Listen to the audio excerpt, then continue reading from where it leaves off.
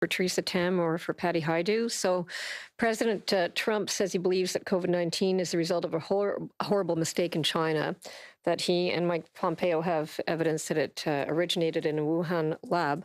What's the government's view? Where did it come from? How did it start?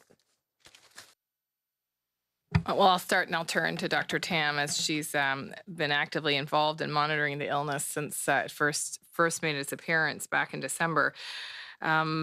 There will be time, obviously, and a lot of interest and importance to understand how this virus became prevalent in the human species. And I think those questions are being asked, rightfully so. Certainly, the research and scientist community is all over it and trying to understand where the virus originated from and how it's evolved and mutated since it's been present in humans.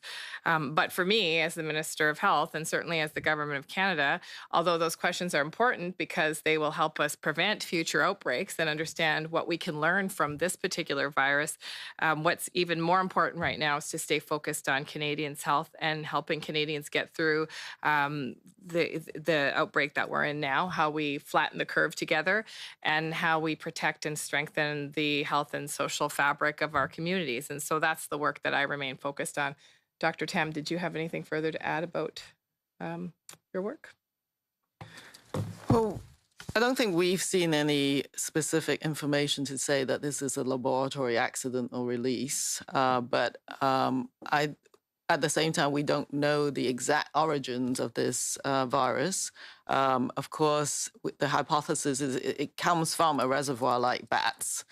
It's very likely to have involved another animal somewhere in between the zoonotic or animal to human transmission. So that question hasn't actually been answered fully as yet. So I think there's a lot of work, including genetic analysis and more collection of animal and other data. There is international constructs with OIE, WHO, and others just to try and get to the bottom of the sort of where that zoonotic transmission occurs. So I think the natural history of the evolution of this virus will may be found in the upcoming months, but sometimes you actually might not find that until many months later.